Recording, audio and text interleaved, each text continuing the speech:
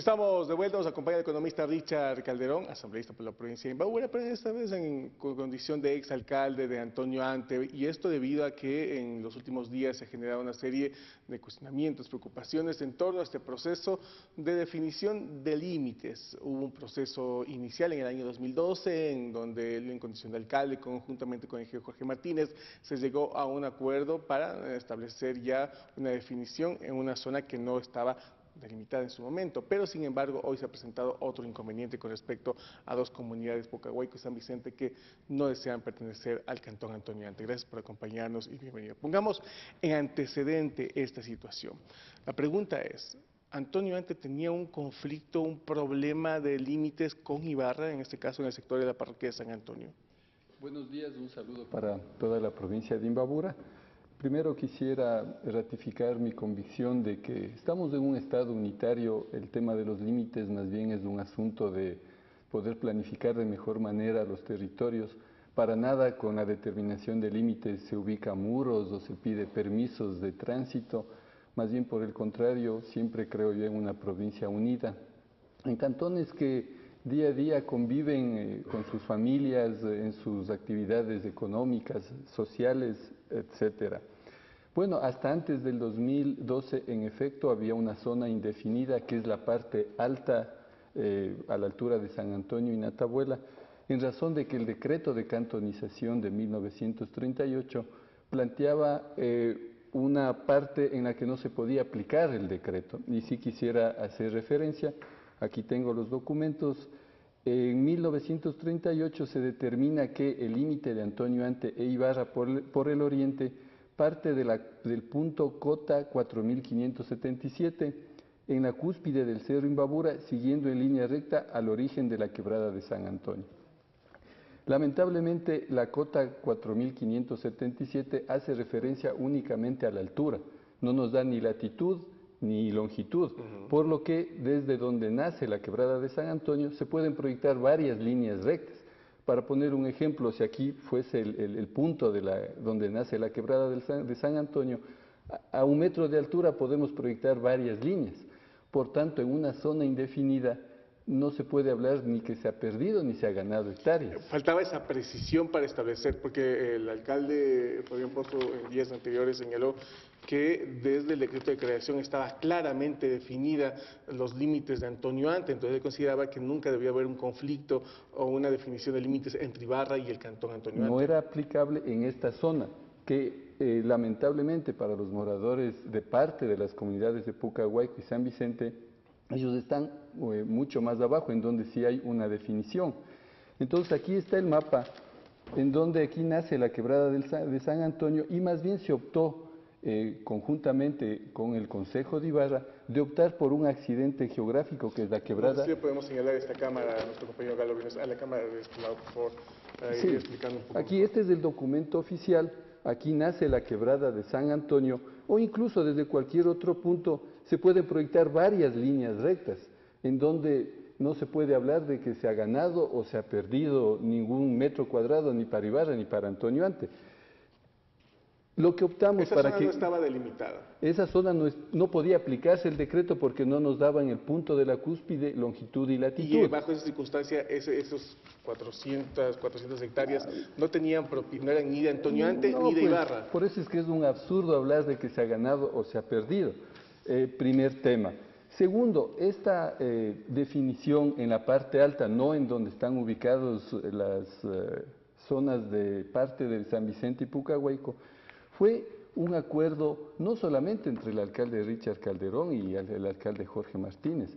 Aquí tengo yo los documentos en donde, por ejemplo, en el caso de Ibarra, aquí está el acta certificada, los consejos municipales, tanto de Ibarra como de Antonio Ante, autorizan la firma de esta definición. No nos olvidemos que en el Consejo de Ibarra participaba el señor Alen Castro, la señora Escaco, la señora Hilde Herrera. Entonces, además, aquí tenemos, y si me permite, incluso se consultó a las juntas parroquiales de Natabuela y San Antonio. Aquí está una acta de compromiso firmada por el señor Santiago Garrido, en donde claramente dice yo, Rómulo Santiago Garrido Terán, presidente de la Junta Parroquial, libre y voluntariamente, hoy día 6 de marzo del 2012, manifiesto que desde el inicio he conocido el trabajo que ha venido realizando la Comisión para la Fijación de Límites y que estuvo integrada por tales funcionarios. Hasta la fecha guardo conformidad y no tengo observación alguna. Pero es tan contradictorio e incoherente la posición de los alcaldes actuales de Ibarra y Otavalo, diría hasta una posición... Ibarra y Antonio Ante. Perdón, de Antonio Ante y de Ibarra, yo diría hasta una posición populista y demagógica, que el mismo alcalde de Antonio Ante, que aquí el día lunes hablaba de que se ha perdido hectáreas, ratifica el informe de la Comisión de Límites, en donde la Comisión de Límites dice: se respete en su totalidad el acta de acuerdo de aclaración, que es el documento al que hacía referencia, y aquí la Secretaría dice: el Consejo Municipal en pleno resuelve por unanimidad aprobar el informe de la Comisión de Límites. Es decir, el mismo alcalde ratifica no solo el 29 de enero, sino en octubre del 2014, él ya manifiesta su acuerdo también con esta acta de límites. Definimos el tema del acuerdo en que se llegó en el 2012 entre Ibarra y el Cantón Antonio Ante. Había estas 400 hectáreas que no estaban definidas. ¿Cómo se estableció? No eran 400 hectáreas, era una zona indefinida. No había, porque se podían proyectar varias líneas rectas. Ya. En ese sentido, ¿qué elementos técnicos se utilizaron para definir la propiedad de ese espacio que no se podía delimitar por la falta de precisión? Lo que se hace usualmente en todo el país es más bien ubicar accidentes geográficos. Entonces optamos por delimitar a través de la quebrada de Farinango, que pasa por esa zona, y luego coger el camino del Inca hasta que llegue a donde se origina la quebrada de San Antonio. Esa fue una opción, como se lo hizo en varios puntos que no se podía aplicar las limitaciones. No nos olvidemos que Atuntaqui era parroquia de Ibarra y por lo tanto muchas zonas tributan o muchos predios están registrados en el registro de la propiedad de Ibarra. Por ejemplo, decían los límites de donde nace la sequía tal se va por el sendero, pero sucede que ese sendero ya no existe. Siempre se opta, eso es una cuestión que se utiliza permanentemente, buscar accidentes geográficos claros. Entonces, el término ceder, que Antonio antes cedió a Ibarra, no es verdad. Es absolutamente falso, porque era una zona indefinida, pues. Por lo tanto, no podemos hablar de que se ha perdido o se ha ganado. Pero nunca se consideró la situación de los moradores de Pucahuayco y San Vicente. A ver, lamentablemente eso tengo que manifestar aquí. Estas zonas están ya definidas claramente, ahí sí es aplicable el decreto de cantonización, es decir, están antes de donde nace la quebrada de San Antonio. Por lo tanto, pertenecen al Cantón Antonio Ante. No había discusión en esa zona, o sea, no había un conflicto en esa zona. Claro que no. Entonces la consulta, por ejemplo, se da cuando existe algún problema limítrofe. Es más, la misma ley de límites, una vez que se llega a un acuerdo, bueno, lo que resolvimos con apoyo de los municipios se envió al Consejo Nacional de Límites.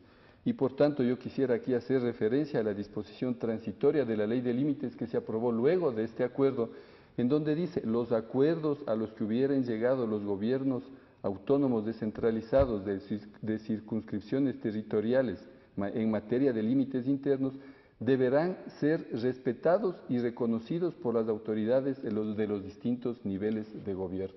Es decir, no existe hoy en la actualidad ningún problema limítrofe con Ibarra.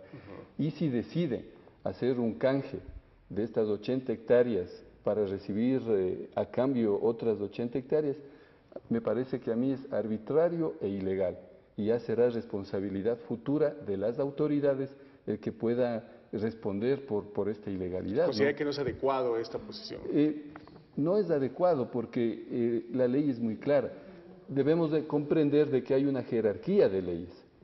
El tema del decreto de cantonización y del acuerdo tiene un nivel de ley y por lo tanto unas escrituras, ordenanzas, resoluciones de los consejos están muy por debajo jerárquicamente hablando. Debemos comprender eso.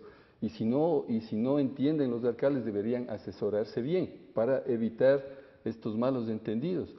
Yo creo que más bien esto de las 450 hectáreas es una cortina de humo que distrae de pronto un ofrecimiento que hicieron a estas familias que reclaman pertenecer a Ibarra. Yo le voy a poner un ejemplo.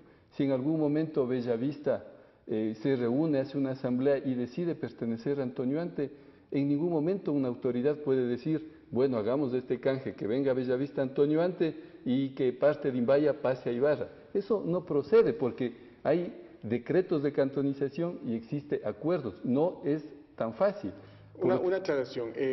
La situación de San Vicente y Pucahuayco nunca estuvo dentro de esta falta de delimitación entre Ibarra y Antonio Ante. Si usted mira en donde nace la quebrada, estas zonas ya están en Antonio Ante, es decir, esta zona estaba delimitada. En esa zona no había ningún conflicto de definición de límites. Ahí no existía. Entonces, lamentablemente... Entonces, nunca, en este caso, quien no asumió la administración, no podemos hablar de soberanía porque no estamos hablando de temas de país, pero la administración de esa zona fue Antonio Ante, pero legalmente le hubiera correspondido hacerle hace mucho tiempo. Yo inmediatamente solicité, una vez que se cumplió este acuerdo, que la Dirección de Avalúos y Catastros pueda ya ubicar estos predios, que toda la atención del cantón, del municipio, pues se les comience a brindar a estas... No es todo el barrio, no es parte del barrio de Pucahuayco y de San Vicente. Lo que yo sí debo aquí reclamar son, a mi modo de ver, declaraciones irresponsables y diría yo hasta con tintes separatistas. No se puede amenazar a una zona que se le va a suspender los servicios básicos, como dice el alcalde Castillo. Debe él comprender de que somos una provincia unida. Por ejemplo, Ibarra recibe agua de Otavalo, de las fuentes de San Juan Poglio. En la misma zona entre Ibarra y Antonio Ante, nosotros autorizamos que el tratamiento de aguas servidas, por ejemplo, de Bellavista, vaya a Imbaya. Es decir, somos cantones de hermanos, somos cantones vecinos, debemos trabajar de forma mancomunada. Creo que esa es una forma adecuada de hacer política.